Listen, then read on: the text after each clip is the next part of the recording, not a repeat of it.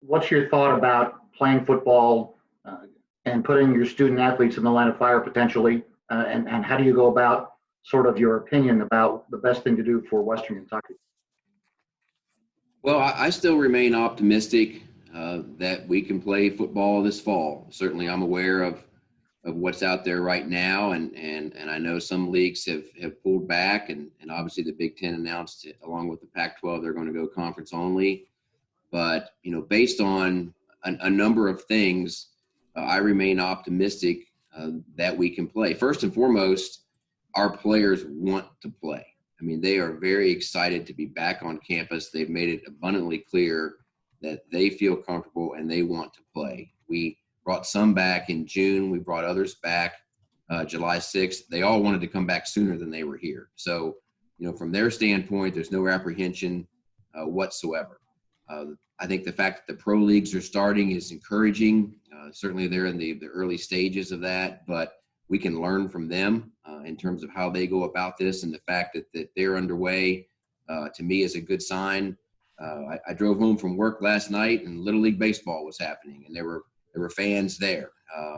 So it seems like college sports are the only ones right now that haven't really started yet. And, the data is important. I think we have to rely on the facts and logic and not necessarily emotions or anything that's inaccurate on social media. We just have to rely on the facts. And with specifically to the state of Kentucky, there's one person under the age of 30 that's died so far. And that's one too many for that family, but there's one person under the age of 30 that's died. 91% of the people that have died are over the age of 60. And we didn't know that in March. We didn't know who this would impact, but now we know who the most vulnerable are. We know who the least vulnerable are. It's very serious, obviously, but I think knowing what we know today, along with the attitudes of everybody that's involved, at least gives us a plan on how we might be able to move forward. Jared, this is Ken Spencer with WHAS 11. Obviously you guys lose that Indiana game in football. If the ACC, goes in a conference-only direction, that's the Louisville game as well. How do you move forward with your football scheduling just because there's so many moving parts right now? Well, I hope that doesn't happen, because the Louisville series has been a really good one for us, and this year is the final game. It's the third game of a 3-game series, and I think playing them and their close proximity to us has been good for our fans and good for their fans. Obviously, the Indiana game, as you alluded to, is off the schedule. If we were to lose a game right now, we'd try to replace it. Our plan right now is to still have a 12-game season. We've had conversations with a number of schools in terms of filling dates should they open up. We'll continue to have those conversations. If the schedule adjusts to a different amount of games, then we'll adjust accordingly. Jared McDonald with the Daily News. Financially for you guys with those 2 games, I believe $1.15 million combined. What does that mean for you guys going forward, just in terms of those 2 games if you were to lose them? Well, it means your calculator adds up the same as mine, unfortunately. That's accurate. That's obviously not ideal. Now, what I would say is it's not just a Western Kentucky issue. I mean, the financial aspects of this are nationwide. There are a lot of schools going through this. It's also very early in our budget year. So, we've got some time to work with that and plan. We've already had conversations with some of our key donors about helping us out in maybe ways they haven't before this year if we face some unforeseen challenges. The Hilltopper Athletic Foundation has always been very supportive and very helpful when we needed it. So, we'll try to recoup that as best we can through a number of measures, but I think we'll get some help from other areas also if we need it. Todd, Jeff Lighty with WBKO.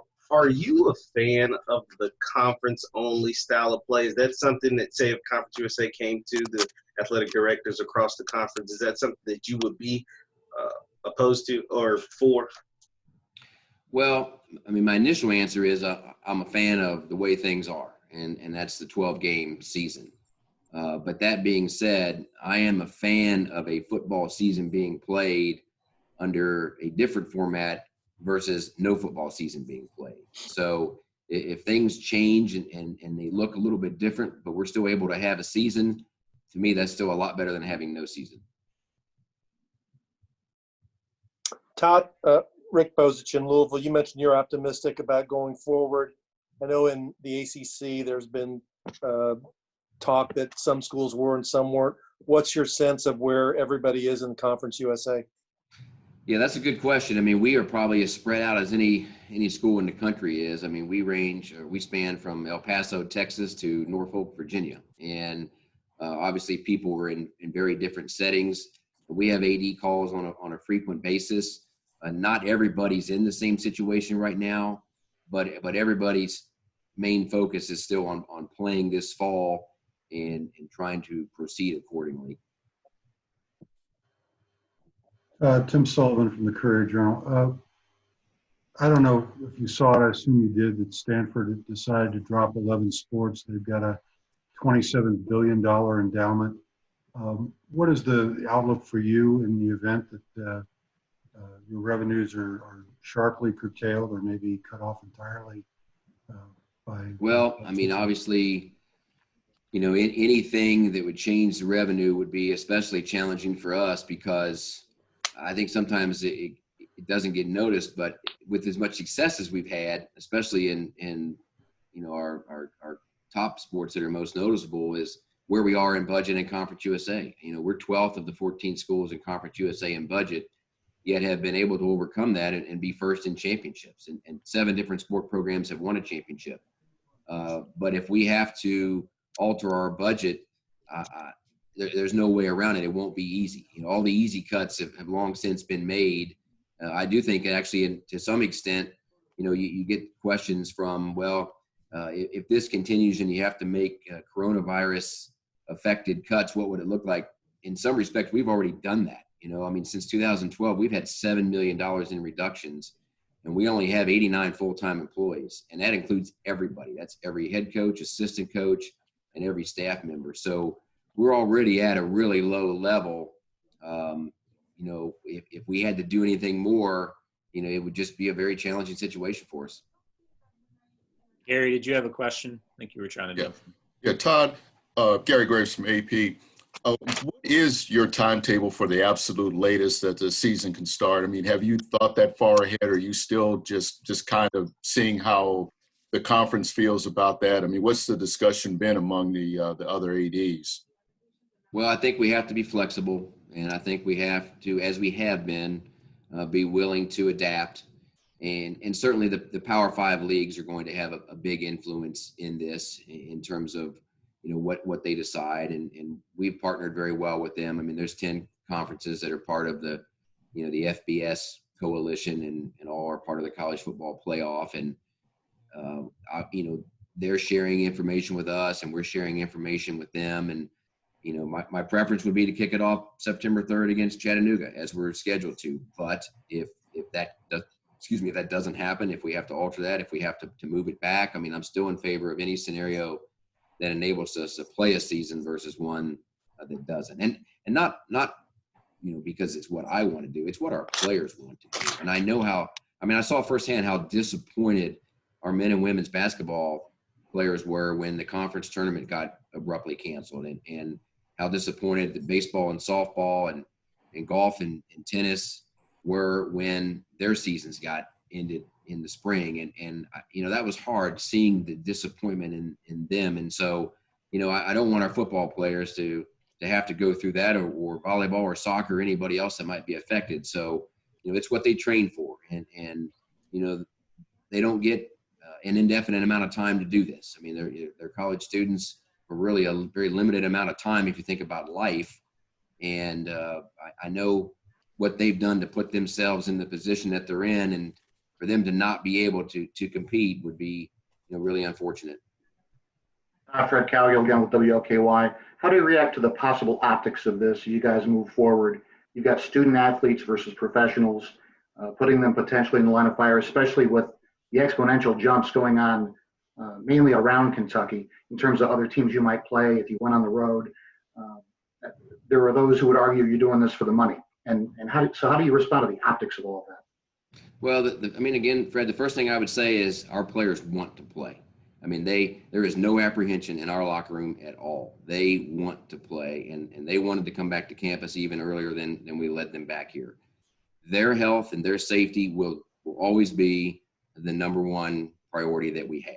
And hopefully we get to a point where we're playing games, but we'll have, extensive testing that we will be doing on a consistent basis. We've got outstanding medical care here. They're actually, in my opinion, much safer here on our campus than they are if they're home, in terms of their access to outstanding medical people and testing protocol. And, we have changed the way we do things here from a cleanliness standpoint. I mean, it's the amount of attention that's really been given to every aspect of our athletics.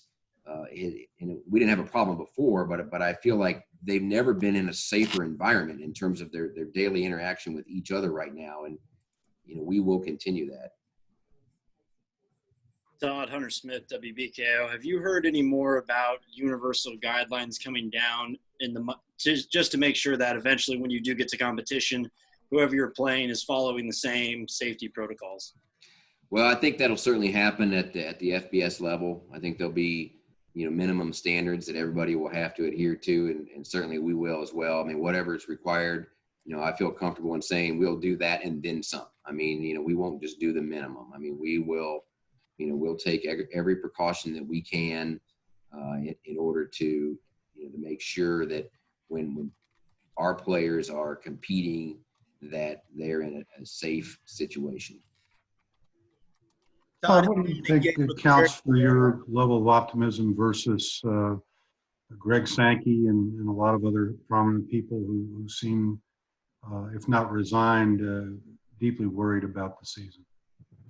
Well, I mean, I'm going to be optimistic until I can't be. And, I'm just looking, at the facts. And this is very serious, but we know who's the most vulnerable and we know who's the least vulnerable. And, I feel like everything that our country has done in its history, way beyond athletics, we've been able to manage through challenges. And I'm just confident that way beyond Western Kentucky, that just our nation can manage through this. And the consequences of not doing so, there's health consequences to that too. I mean, beyond playing football, I mean, the inability to return to normal affects families in a very serious way from an unemployment standpoint. Obviously, there's mental health issues that come from this. There's domestic abuse that comes from this. If children aren't in school, I think there's consequences to that, some of which we may know right away and some of which we may not know for a while. And so I think it's incumbent upon everybody to obviously safely. Safety is the number one concern, but we have to manage through this as a nation. And obviously in athletics, we have our role to play. I heard Greg Sankey yesterday, and, I had a little bit of a different takeaway, Tim. I mean, he was pretty adamant about, on some of their campuses, they've had 0 positive tests among athletics. And, obviously they won't make a call until later this month. But, I think he seemed still willing to make this work and feeling like that there was a scenario where it could. Dominique, do you have a question? Yeah, Todd, Dominique Gates, also with the Courier Journal. I was going to ask you something similar to that, but also out of curiosity, how often are you communicating with Conference USA and maybe even relaying the numbers from Western Kentucky? And just, in terms of meeting and game planning, how often are there kind of meetings and discussions? Well, I talk to my peers every day, not just in Conference USA. I mean, obviously Conference USA athletic directors, but other athletic directors across the country. We have a group AD call at least once a week, sometimes twice a week, and then others are scheduled if necessary, if information comes up. So I feel like the communication between the athletic directors and the conference office has been really good through all this, going back to March. And that's the thing. I mean, I know that we just brought athletes to campus in the last month, but we've been planning for this since March. I mean, ever since things shut down, in the spring, we've been planning for what it might look like when everybody returned and how we would go about doing this. So, I feel like we have a great plan. We have extensive protocols in place, and everybody's been back in football for close to 6 weeks. And now we have 5 sport programs on campus. And honestly, it could not have gone better. Todd, Jared McDonald with the Daily News here.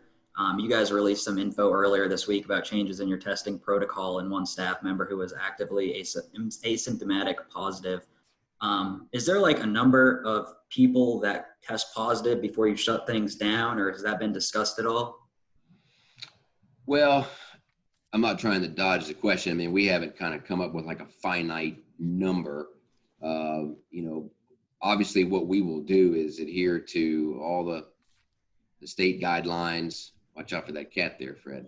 We will adhere to all the state guidelines and certainly,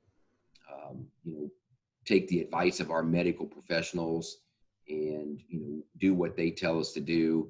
I think the biggest key is really just the daily monitoring.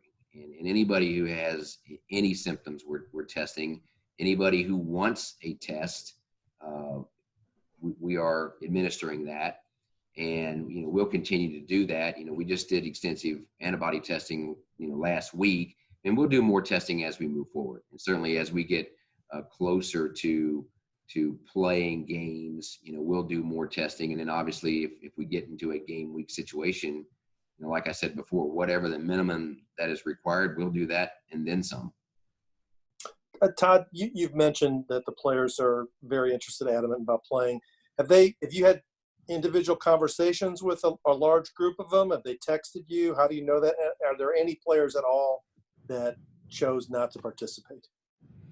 No, there's none that have chosen not to participate, and Rick, I get that just from conversations that I've had from our players, both individually and in group settings, and what I get from their position coaches that the conversations that they have had with them as well. And that's not just a recent thing. I mean, I give our coaching staff credit, and I know every coaching staff in America had to adjust on the fly in terms of what spring ball was like this year compared to previous years. And I know they had Zoom calls with their players, and, it just seemed like a common theme among all those calls was when can we come back? When can we get back to campus? When can we get back, with my teammates? And so that's kind of been consistent throughout. And then, that what I've seen firsthand has mirrored that since they've actually been back here. Todd, this is John Lewis at WDRB in Louisville. I know you're focused on football right now, but, there was some talk about the basketball season and what might happen with UK. It feels like you guys might have been caught off guard when they announced their schedule and you guys weren't on it. We were. We would love to play Kentucky in basketball. And the thing, a couple of things I would say is, and I'm not just saying this, I mean, I believe this. I believe that UK is the best basketball program in the nation. And so therefore they have dynamics with their scheduling and obligations that are truly unique. And certainly we understand that. But I give Mitch Barnhart a lot of credit because a number of years ago, he did a 4-game football series with us. And that was shortly after, we became a 1A program. He didn't need to do that. I mean, there was really no reason for him to do that or for Kentucky to do that. But he did. But in doing so, obviously it was great for us, but I think it was great for fans in the state of Kentucky as well. I think it was great for college football in the state of Kentucky because while it was exciting for us to play UK, I think if you ask their fans, they would rather them play us than another school in Conference USA or the Sun Belt or the MAC. And I feel the same way in basketball. I think if you talk to UK fans, they'd probably rather them play us, than schools in those other conferences. And we would love to play them. I mean, the stature of their program, I mean, you want to be measured against the very best. And that's, a big reason why we would play them. But, also, John, if you look at it historically, these are two of the best basketball programs of all time. I mean, Kentucky is second in the history of college basketball in conference championships. Western Kentucky is third. We're both among the nation's top programs in 20-win seasons and all-time wins. I mean, really, whatever measure that you have, and yet we've only played 3 times in the regular season. And I just think that's unfortunate for basketball fans in the state of Kentucky. when you have two top programs like that, basically 2.5 hours apart, it just seems like they ought to play more than 3 times in the regular season. So hopefully that's something that we can get done in the near future. Jared again with the Daily News. Jumping back to testing, with doing those antibody tests and then potentially testing for game day, the PCR swab test for active cases, what financially is the cost of that? And have there been any projections for doing game week testing or anything like that? Well, there's a cost. I mean, we've got really good medical providers here in Bowling Green that are working with us on that. That's a question I'll be able to specifically answer down the line a little bit. I don't know exactly, but they've been great partners. They know the importance of this and the importance of quick and timely results. And whatever it is, we'll be able to make that work. That's obviously vitally important to any of this happening. Todd, with the Indiana game off the schedule this year, will it be bumped down the road to a future year, or is there financial compensation that will come from them to you, or how's this going to be resolved? Yeah, well, so Rick, this year was actually the first year of a 3-game series that we had with Indiana. And, I was surprised when the Big Ten made their announcement, mainly just from the timing of it. I think everybody thought that there wouldn't be any kind of an announcement until, the end of this month. So when that came out last week, that was definitely surprising and a little disappointing, certainly from a selfish standpoint. But Scott Dolson, their athletic director, called me really very shortly thereafter, and he was great. And I give him a lot of credit for that because he took the time to call himself. He could have assigned somebody to do that. He could have had one of his lieutenants make the call, but he did it himself, and I really appreciate that. We had a really good talk, and he made it clear that they wanted to keep the series, that they wanted to obviously the next 2 years play. And then what we agreed is let's just let the dust settle from the announcement this year. And then he and I will talk again real soon, if not the end of this week, probably sometime next week, in terms of specifically what does it mean canceling this year. I don't really want to go any further, than that right now. But the fact that they're still on the schedule for at least the next 2 years, is a good thing. And I feel really good about the overall relationship between the two schools.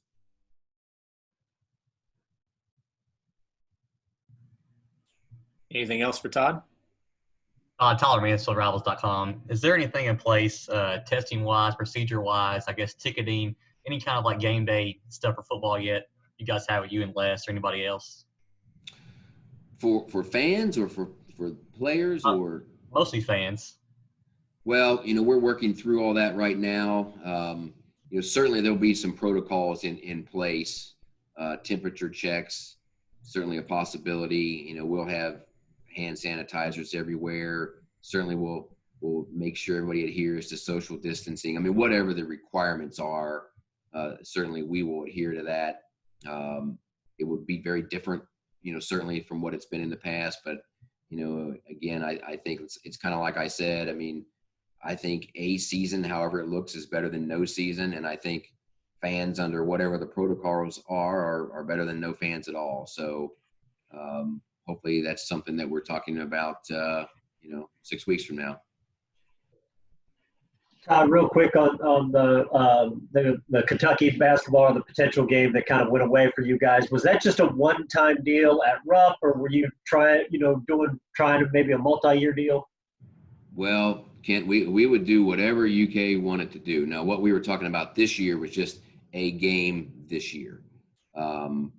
We would love for Kentucky to come to Diddle Arena. I think we need to be honest with each other. That's probably not likely to occur. Again, I understand that they have very unusual dynamics and obligations with their scheduling, but and this is not meant to come across as a challenge, any kind of a bring it on challenge whatsoever. But we would play Kentucky any year they want to play in Rupp Arena. If we aren't playing in basketball, it's not because we don't want to. We would play them under probably virtually any scenario that they would come up with.